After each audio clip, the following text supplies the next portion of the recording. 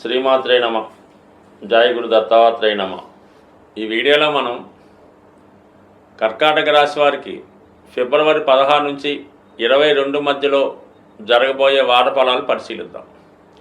కర్కాటక రాశి వారికి లాభస్థానంలో గురుగ్రహ గమనం చాలా వరకు మీరు చేస్తున్నటువంటి ప్రయత్నాలకి, ఆధ్యాత్మిక కార్యక్రమాలకి చాలా గొప్పగా సహకరించడం జరుగుతూ ఉంటుంది. మీరు ఎటువంటి ఇబ్బందుల్లో ఉన్నా, ప్రమాదంలో ఉన్నా, చికాకుల్లో ఉన్నా ఎవరో ఒకరు తప్పనిసరిగా సమయానికి దేవుడు పంపినట్టు వచ్చి మిమ్మల్ని ఆ ఇబ్బంది నుంచి బయటపడవేయడం జరుగుతూ ఉంటుంది.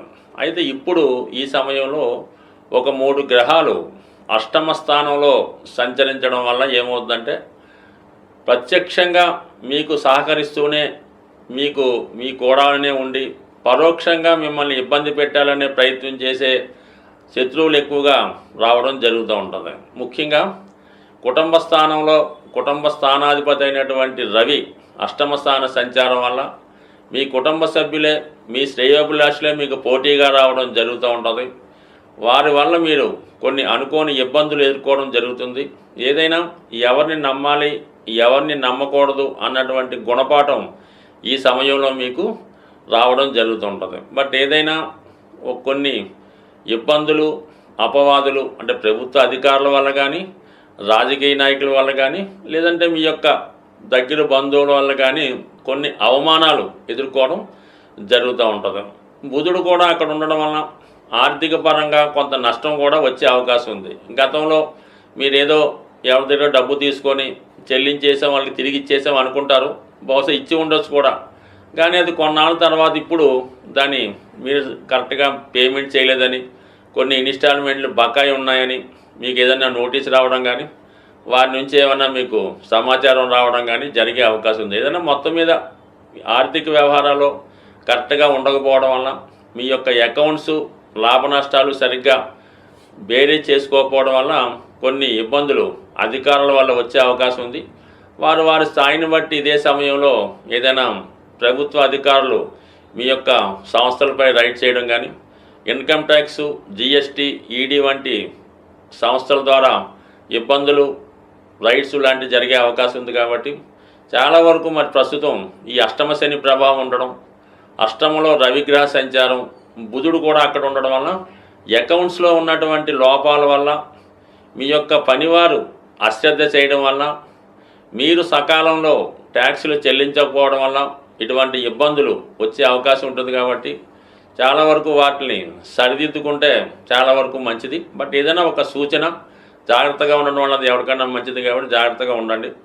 దాని తర్వాత ముఖ్యంగా భాగ్యస్థానంలో మరి రాహువు, శుక్రగ్రహాల కలయిక ఉండడం వల్ల చాలా వరకు ఏదైనా దూర ప్రాంతంలో ఉన్నటువంటి విలాసవంతమైనటువంటి కేంద్రాన్ని దర్శించి అక్కడ కొద్ది రోజుల పాటు మీ యొక్క సంతోషంగా, ఆనందంగా గడిపే ప్రయత్నం జరుగుతూ ఉంటుంది. అంటే చాలా వరకు మీ యొక్క ప్రస్తుత సమాజానికి దూరంగా మీ యొక్క ఆలోచనలు, మీలో ఉన్నటువంటి కోర్కెలు తీర్చుకునే విధంగా అది చాలా వరకు రహస్యంగా ఏవైనా కార్యకలాపాల్లో పాల్గొనడం, మీకు నచ్చిన విధంగా, మీ మనసు చెప్పిన విధంగా కొంత ఎంటర్టైన్మెంటు, చిన్న చిన్న బలహీనతలు మీరు ఎంజాయ్ చేయడం జరుగుతూ ఉంటుంది. మరి ఏదన్నా భాగ్యస్థానంలో శుక్రరాహుల కలయిక చాలా వరకు కొంత ధనాన్ని అనవసర ఖర్చులకో, విచ్చలవిడిగా ఖర్చు పెట్టడానికో జరిగే సూచనలు ఉన్నాయి.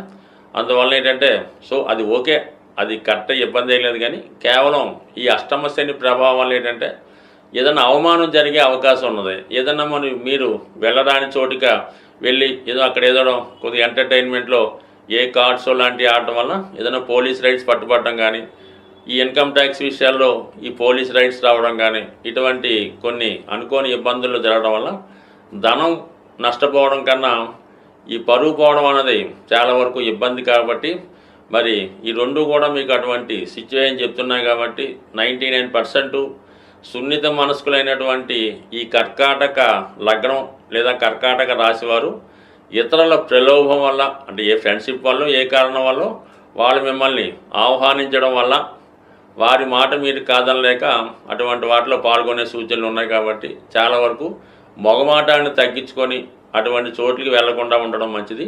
ప్రభుత్వానికి చెల్లించినటువంటి పన్నులు, ట్యాక్సులు వగైరా చెల్లిస్తే మీకు ఏ విధంగా ఇబ్బంది అయితే ఉండదు.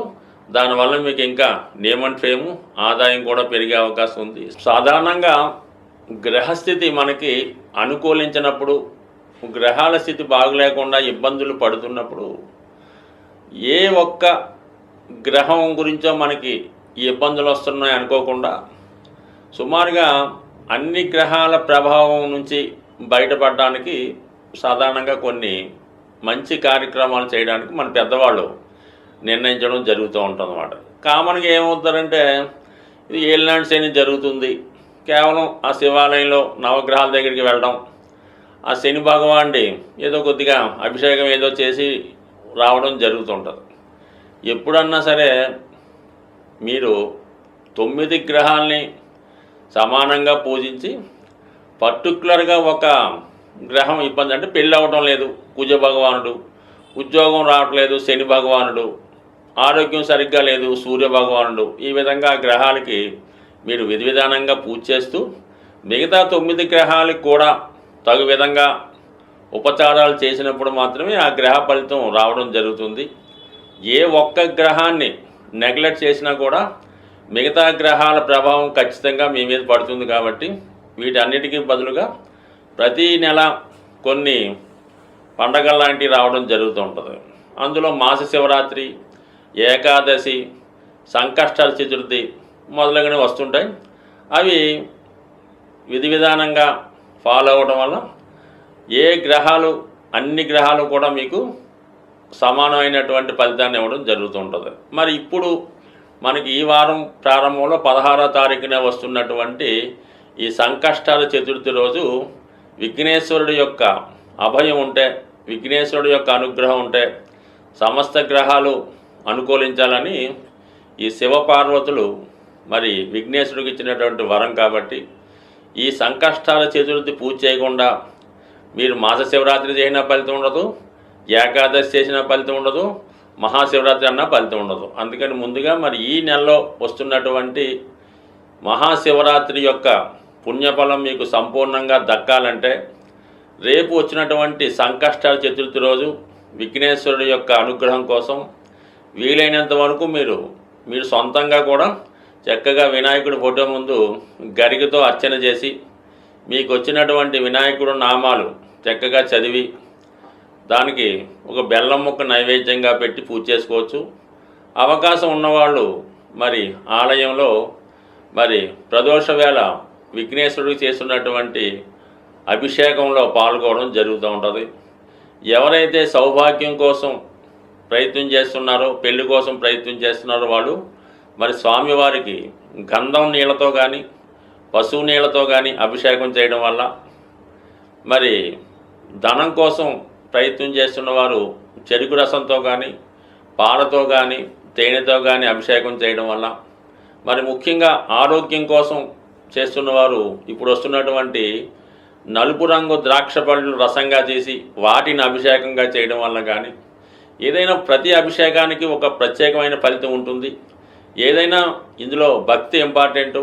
చక్కగా మరి సంకష్టాల చతుర్థి రోజు సాయంకాలం పూట అభిషేకంలో పాల్గొని చక్కగా స్వామివారిని ఆశీర్వచనాలు పొంది ఇంచుమించుగా రోజంతా కూడా చాలా నియమంగా ఉండడం వల్ల మరి యొక్క ఆయన అనుగ్రహం ఖచ్చితంగా పొందుతారు. దీని తర్వాత వచ్చే మహాశివరాత్రి రోజు మీరు ఏదైనా ఒక టెంపుల్లో ఎక్కడన్నా సరే ఒక శివలింగాన్ని దర్శించుకొని ఆ స్వామికి విధి విధానంగా అభిషేకం చేసుకోవడం వల్ల దర్శనం మాత్రం చేత కేవలం చిన్న నామంతో సంతృప్తి చెందినటువంటి గొప్ప దైవం. మరి రెండు కూడా ఈ నెలలో మీకు ఈ గ్రహ దోషాల నుంచి బయటపడడానికి ఉపయోగపడుతున్నాయి. కాబట్టి చేసుకున్న వాళ్ళకి చేసుకున్నంత ఏదైనా భక్తి శ్రద్ధ ఇంపార్టెంటు. బట్ ఏదైనా చక్కగా దైవానుగ్రహం పొందాలంటే ఈ మాఘమాసం మించింది లేదు, అందులో మహాశివరాత్రి మించింది లేదు. అందుకే జన్మానికి ఒక శివరాత్రి అంటే ఏంటి అర్థం?